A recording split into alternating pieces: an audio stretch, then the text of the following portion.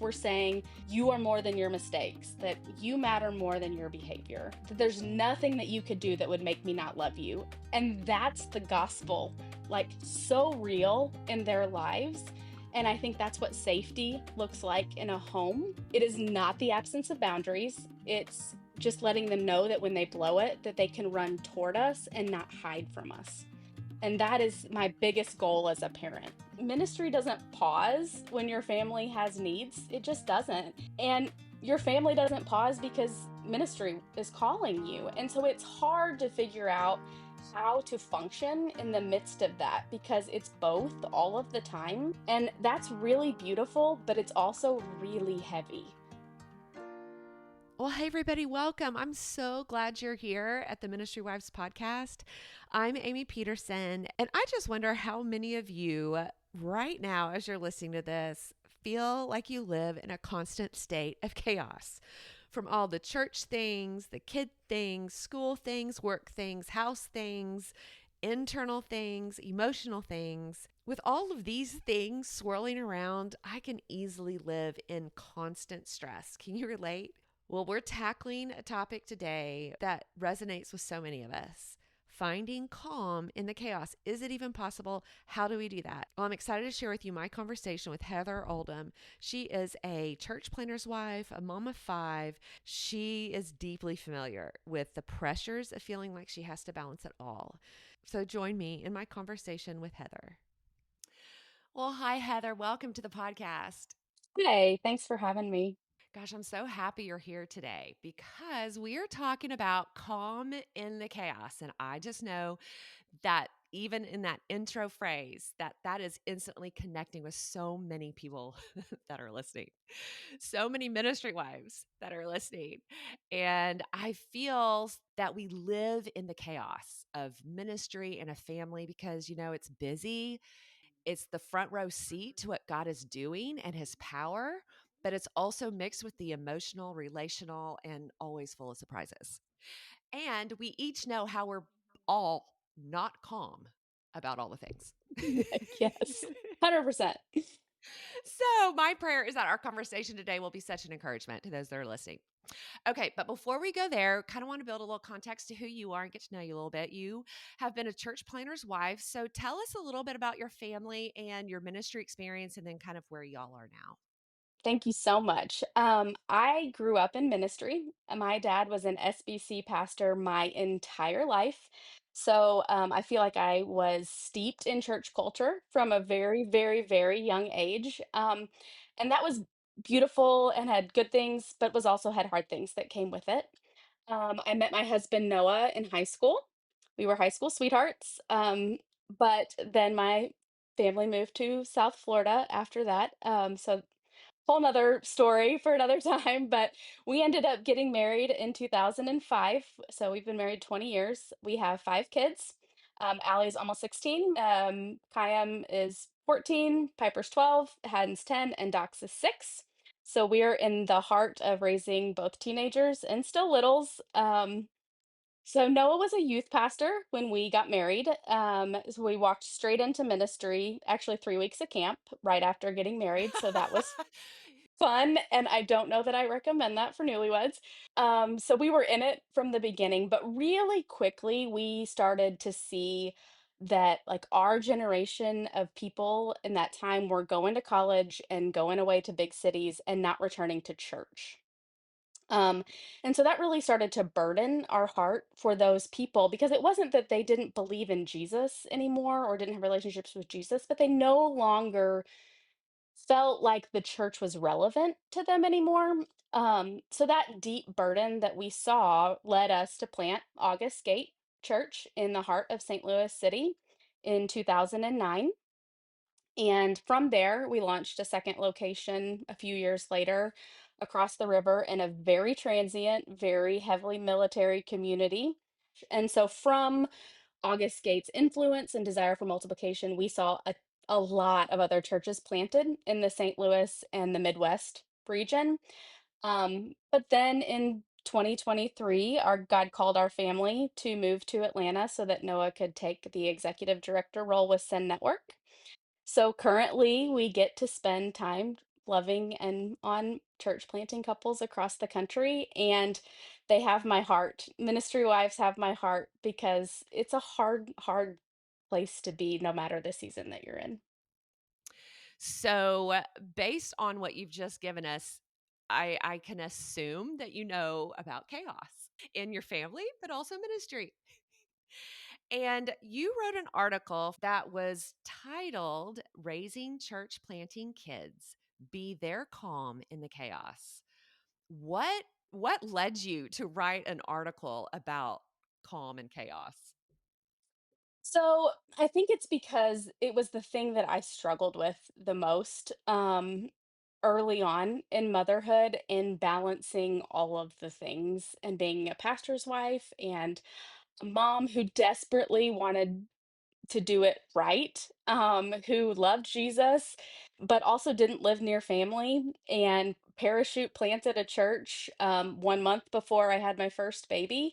Oh my So gosh. it was like, let's just, throw all the chaos. And the chaos is so, so real, and for so long, I believed that if I could just get more organized or more efficient or could think through things better, that the chaos would disappear. And that was really real with like 1 to 2 kids in, but 5 kids deep, it does not. It just doesn't. And often, like that looks like the kitchen never being clean, no matter how many times a day I clean it. It looks like 5 kids having 5 different needs at the exact same time, and then someone from church texts you in a crisis, and they need your wisdom or help, or for you to pray for them, or come over and talk to them, or whatever. Um, so it was just hard trying to remember who needed a ride where, and who needed poster board for a project tomorrow, and who I still needed to follow up with from Sunday. And that pressure just felt so overwhelming, because ministry doesn't pause when your family has needs. It just doesn't. And your family doesn't pause because ministry is calling you. And so it's hard to figure out how to function in the midst of that because it's both all of the time. And that's really beautiful, but it's also really heavy and hard. And we can quickly feel like we're failing. So, in the article aspect of it, I tried to think through like, okay, how do I do this and how do you communicate that to moms? Because God doesn't call us to be perfect. So, like, how do I stay calm? And the truth is, I don't. I'm not perfect. Like it's not reality, but saying calm sometimes means just saying no to things that are gonna we have to give our selves permission to do that, and that's hard as pastors' wives, ministry wives. Um, Sometimes it means letting someone else step in, and help. Um, Sometimes it means going outside and looking at the sun and, just getting some fresh air. I love what you said because I've also owned this false truth. The more I get organized, the less chaos there will be. And one of my coping mechanisms in times of stress is to organize a closet or a junk drawer because I have control. And I think that that plays over so relevantly in my life. I just bought a new calendar on Amazon today because I'm going to get our whole life out on the wall with all the things that we have going on because then it won't be as chaotic. But that is just not a promise. No. No, it's really not. That's so good. And I think someone who's listening needs to hear that. So, with the awareness of that, then then what? I mean, if we know we can't strive to gain calmness, and you said to say no to things and some other things, um, where can we go with this then? So I think the important thing to do in then like that moment is to redefine what calm is, because the world says one thing, right? But for me, I've had to redefine that calm is not the absence of chaos because that never happens, but it is the presence of peace. And that peace has to come from the Holy Spirit because we cannot conjure it up on our own. I've had to learn to pause and take deep breaths and say, Lord, I need you to be my peace right this moment. And I've started saying that out loud so that my kids are aware of the fact that I'm in that place. Like, Lord, I need peace. I need you to be my peace right now because I want my kids to know that I don't have to be ruled by my stress, because they're watching how I manage ministry and how I respond to pressure. Um, so taking those deep breaths, remember that I'm not the one holding everything together, that we don't have to balance it all, because like you said, balance implies control. Um, and we don't have it. And the sooner you can come to peace with that, the easier motherhood's going to be for you. And instead, just asking for grace to surrender to Jesus and trust Him to be sovereign in it Oh, all.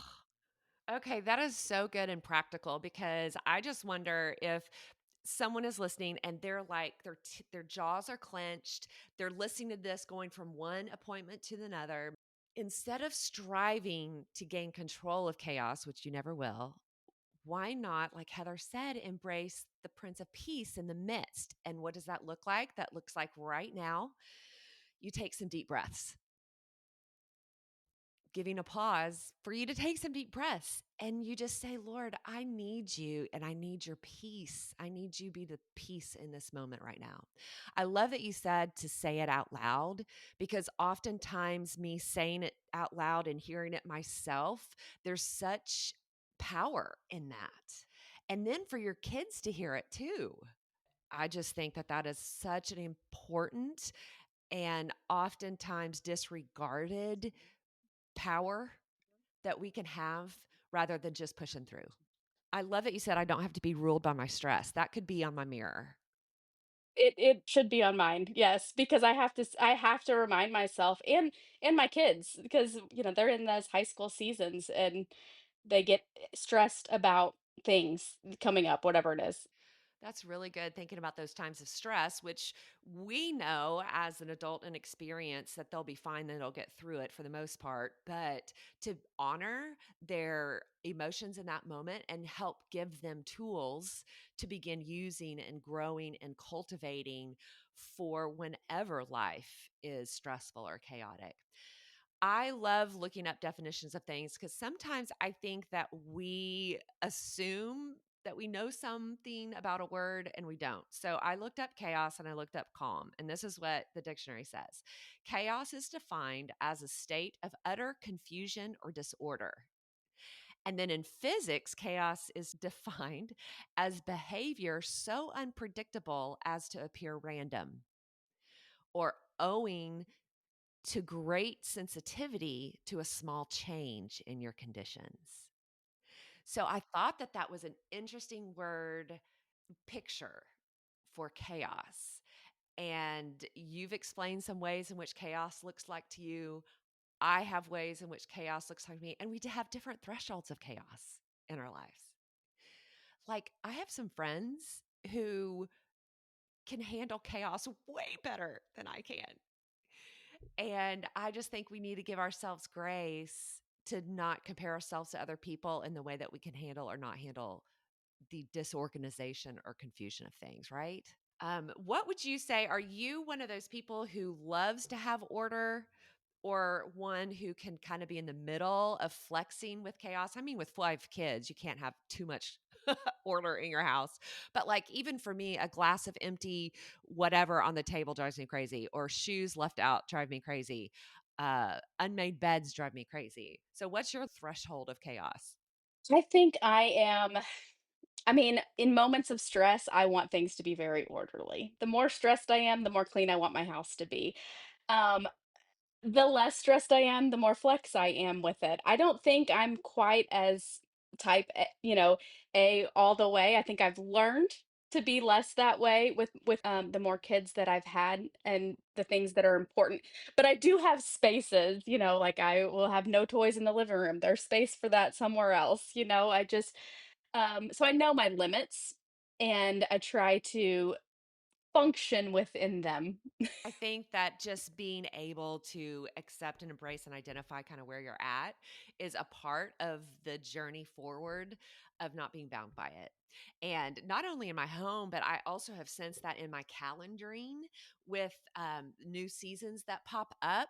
If I have this like open, unknown space of a weekend in which we're going somewhere and I don't have it nailed down, that breeds chaos and anxiety within my own heart. And I think I know that this calmness applies to that as well. God, give me peace in this unknown space on my calendar, whether it's setting up meals with people, like you said, that you need to follow up with, or in ministry, or whether it's a family thing that you've got to organize. I love what you said, that it's not the absence of chaos, but calm is the presence of peace. I just think that gives some more picture to what we're talking about here. Um, Many of us feel the chaos of raising families and doing ministry. And how have you? I know that you've given us some practical ways to engage the Lord and peace in it, but have there been any ministry situations in which you have felt chaotic and examples of which you've walked through it then with calmness because you've connected with the Lord of peace? Um, Oftentimes when you're married to the pastor, there's people can have opinions and feelings or feel they should have certain access or should respond in certain ways. And I think the biggest thing for me, one of the most, or I guess I should say, it caused the most chaos in my heart was when those relationships of people that we knew and love felt rocky and hard. Um, and I think like the best way to move forward in that was one, have good conversations with your husband about it, but also continually going to Jesus and handing it to him and asking for grace to, walk forward in a way that honors him and honors your family, but honors everybody else, going to them and having, conversations and being real. I think we often feel in ministry that we can't have emotions and can't be real, or we just have to take it, or and the truth is you're not you that's not reality. We are real, and we need to be able to have those conversations with people in our church, and be real, but doing it in a way that brings peace and hope to the situation, that's very gospel centered. And you're right, relationships can cause woo so much emotional chaos. And there are so many layers to it in ministry with expectations that I think that that was such a applicable point to make with relationships. Well, when you wrote the article, you gave some really clear ways to parent your kids calm in the chaos. One of those ways that you say that your kids can borrow our coping mechanisms. And that can be very scary. And Oh yeah. it's it's so eye-opening when you have your maybe 10, 11-year-old kid say back stuff that sounds really familiar because you have said it all their lives and didn't even know you were saying it. Hmm. So, what are some ways that parents can model calmness and emotional regulation during like their child's difficult moments or stressful moments or chaotic moments? Like you said, there's a lot of different things in there. I could unpack a lot of that, but our kids are always watching us, right? And like you said, that's totally scary. Um, and they don't just hear what we say about emotions, but they absorb how we handle them. Um, they borrow the way that we breathe, through frustration, or we don't, or the things that we muddle under our breath, or we don't. They're little mirrors. Um, so like I said before, it means like letting them see us take a break when we're overwhelmed and say, Mom needs a minute to calm down, instead of just pushing through with that frustration on our face and unraveling later, and narrating that process out loud. When we do that, our kids really do learn that it's okay to feel big things, but that those feelings don't get to be in charge in those moments. Um, and when we're doing that by saying, okay, mom needs to do this too. Mom is messing up, or I'm frustrated. We're modeling that humility in front of them, um, and modeling what grace looks like and what it looks like to extend to others, and showing that we need it as well because we do. And that connection with them in those moments is so, so, so important. I think that's a great way to model calm is to show the ways and process through out loud in front of them that you're not calm, but you can be as you walk through it. And one of the other things that you mentioned was seeking connection over correction. So, what does that look like? So this is one of my most like heart deep in my heart things when it comes to raising kids. It's just something that felt really real to me, but not easy early on. But I couldn't quite figure it out at first because I feel like when you first have kids, it's like you do, correct, correct, correct. You're discipline, discipline, discipline, and that's all important. But no child can grow in the place where they feel constantly wrong or where it's not okay to fail. And none of their hearts just don't open up when they're being told, just do better, or you did this wrong again. So, of course, kids need correction and they need discipline. So, like, don't hear what I'm not saying because that's not it. But that is 100% our role as a parent. But when that correction comes before a connection, they're going to start to believe that they're loved most when they behave, or that their worth is measured by their performance, or that love is earned because they're staying out of trouble. But when we learn to like connect with them first, we're saying, you are more than your mistakes, that you matter more than your behavior.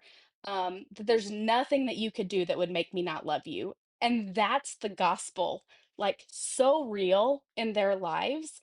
And I think that's what safety looks like in a home. It is not the absence of boundaries. It's just letting them know that when they blow it, that they can run toward us and not hide from us. And that is my biggest goal as a parent. And our instinct, like Adam and Eve, is to hide when we've done something wrong. And so, how do you counteract their natural tendency to hide and knowing that that's not the best for them, knowing that you want to have that connection, but to be able to just say those things over them and bring them close? It's easier when they're younger. And when they're teenagers, it gets a little more difficult. And so, what would you say to the ministry wife who's like, I have created such a pattern of correction, and I don't know how to intercept that and begin connecting? What would you advise her to do? What would you encourage her to do? So, I would say make the most of the everyday. Honestly, this is where I feel like I connect most with my teenagers is driving to practice, one-on-one time in the car, because truth is there's not a lot of really perfectly planned out one-on-one time. So it's driving in the car, it's asking my daughter to go to the grocery store with me or go to Target with me, or ask her to help me make dinner, or my son, I go out and play baseball with him and I throw ground balls. The little kids, it's the bedtime tuck-ins. In It's the messy dinner, table moments where everyone's talking over each other, but you're laughing and you're building a safe place of connection. But I think one of the places where we get stuck is most parents, look at their teenager and they say, how was your day? And what do you get? The inevitable, it was fine. And then that's done. What I've really tried to shift is not asking, how was your day, but digging deeper. And one of my favorite questions is, what made you laugh today? And I know really quickly whether it was a good day or a bad day based on their answer to that question, because they either have a good story for me or I can see the frustration, nothing, nothing left. So then I can say, well, what made you feel frustrated today? Or I can say, did anything make you feel proud of yourself today? It's just asking questions that are not one word answers. Sometimes it's, was someone kind to you today? How did that make you feel? Did you feel God's presence? You know, there's so many things that I just kind of keep asking, and my kids know that my first question out of my mouth when I see them is going to be, "What made you laugh today?"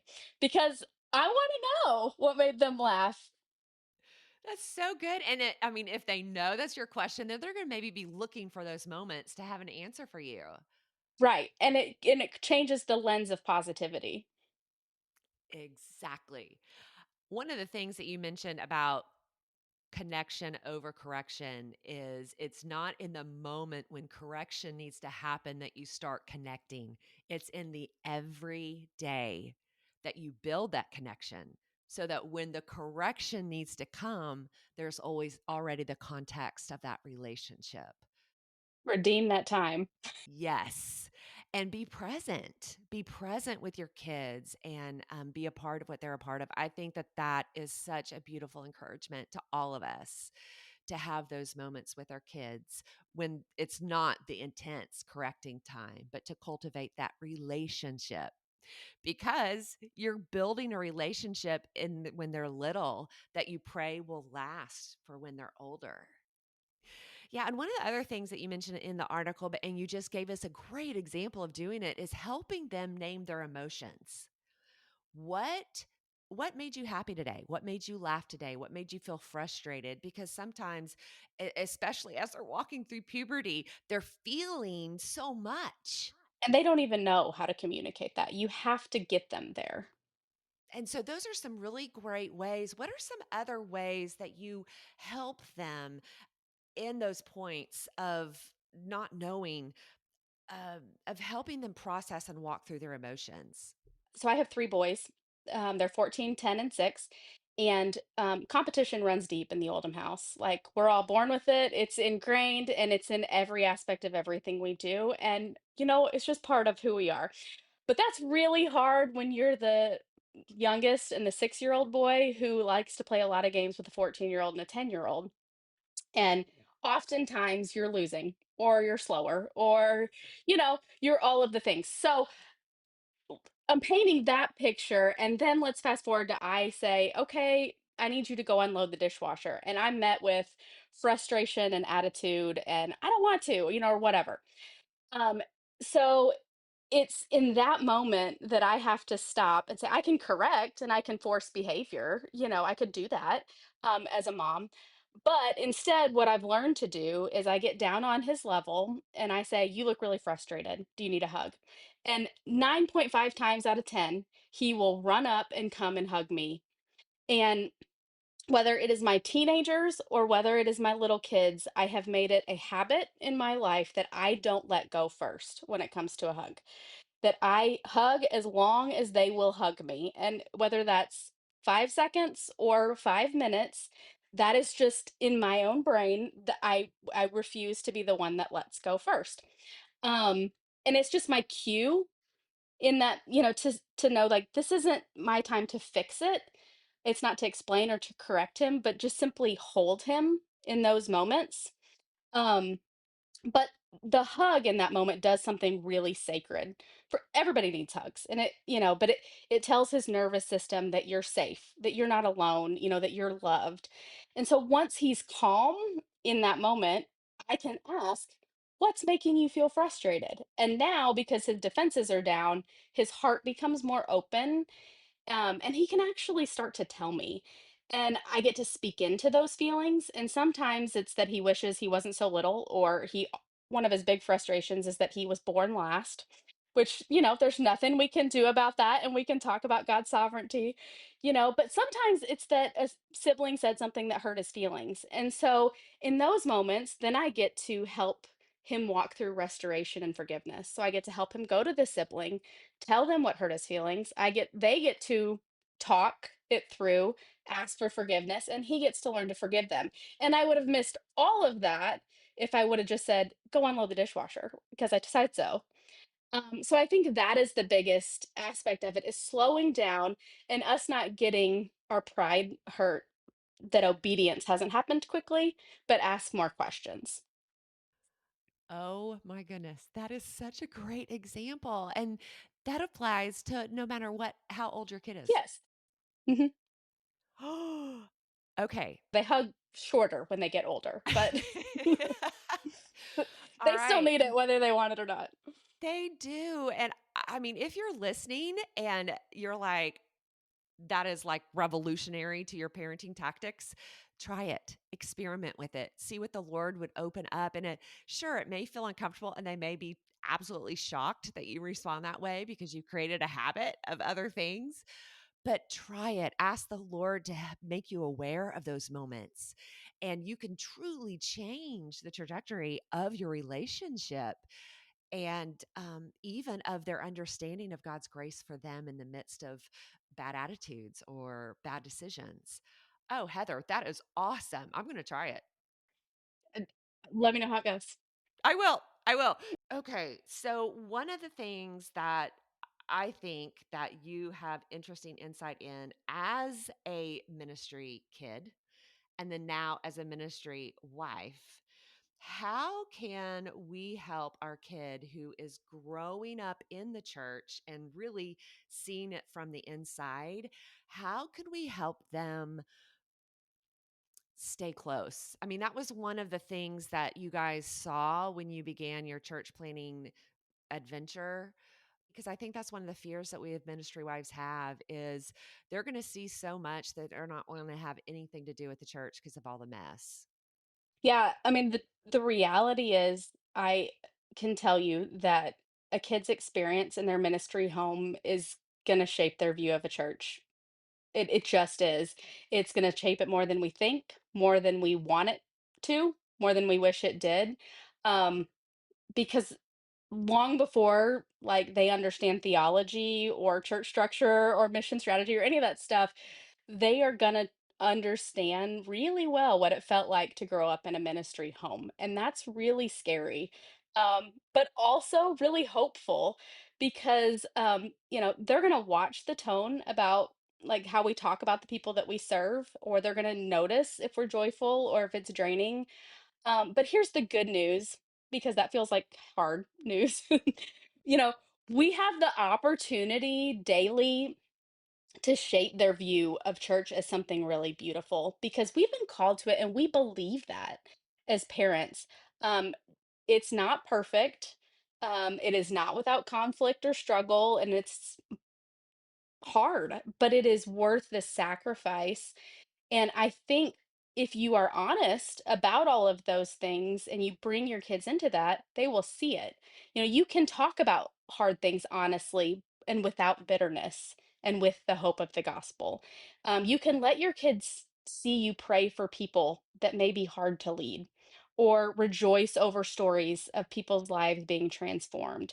Like you can invite them into the mission, not because you've just asked them to make space for it because it's your calling, but you can let them function within their gifts or help them stack chairs or help greet new families. Or my daughter, did all of the worship for kids ministry and loved that. It was her choice, not our choice. Not because they have to do those things, but because they get to. And if our kids grow up really believing that the church took their parents from them, like they're going to carry those wounds into adulthood. I really believe that. But if they see that they were chosen first, that they were loved first, and that they got attention first, more than we give the church, then they're going to learn to believe that the church is a place of belonging and community, not competition. And that's always my goal, is helping my kids see the church as that community that they need, not the competition for their Mm, parents. that is so good. And I think that that is something that will be really encouraging to someone who's listening. I always love to have God's word within all the conversations that we have here on the Ministry Wives podcast. So, what is a scripture that has really either been something that you've clung to through these years of ministry and parenting, or one that you're currently clinging to that would be an encouragement to someone?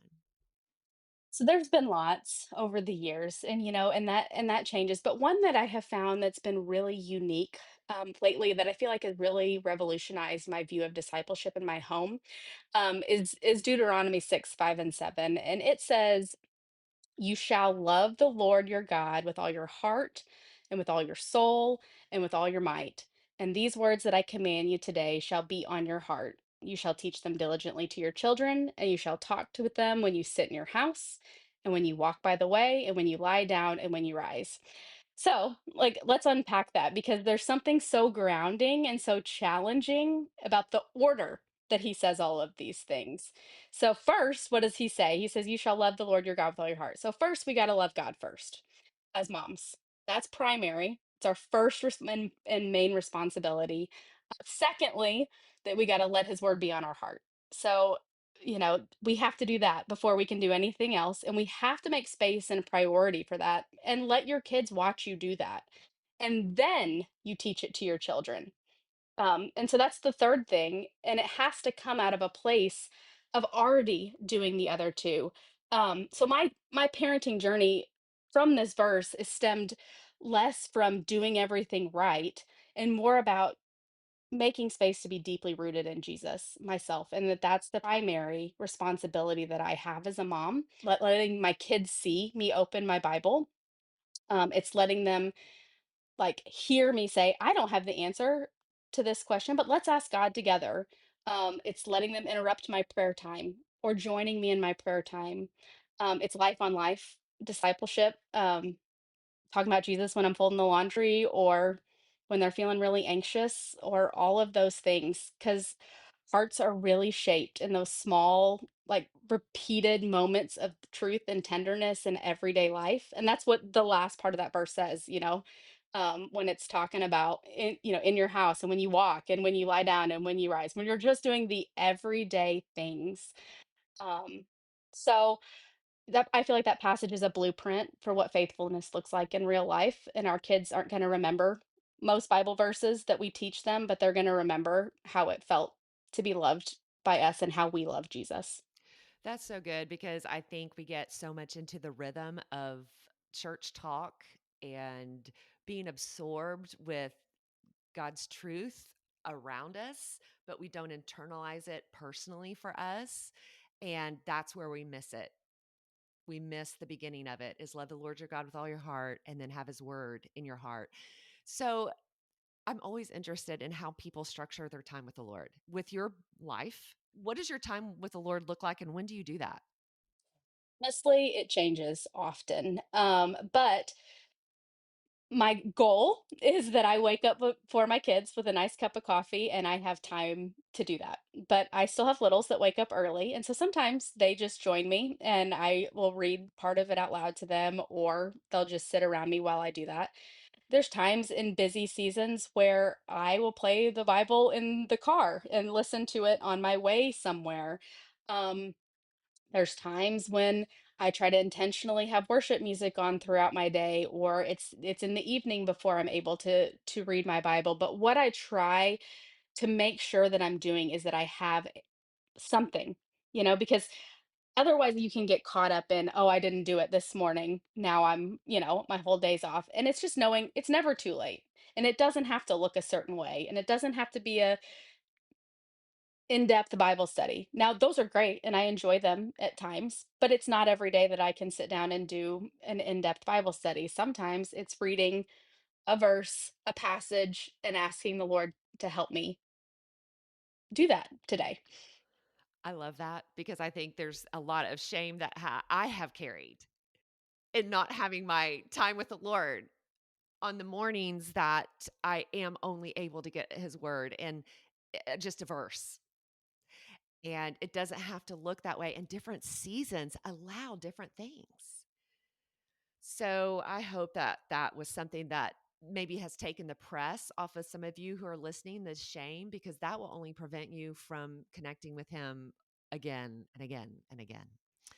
Well, Heather, this has been such a helpful, practical, parenting focused conversation that I know really exposed some relevancies that we all struggle with in our kids. And I just know that it will be encouragement to so many that are listening. We're going to have your article linked below. And I have just so enjoyed this conversation. Thank you so much, Heather, for joining us today. It's been a pleasure. Thank you. Wow, wasn't that so good? Thank you for joining us for this episode of the Ministry Wives Podcast, a production of the North American Mission Board. We would love for you to follow us on your favorite streaming platform as we have honest conversations every week about the ministry wife life in our Season 7 10-part series. And if this conversation was encouraging to you, share it with a friend who might need the same kind of encouragement. All right, well, we'll see you next week.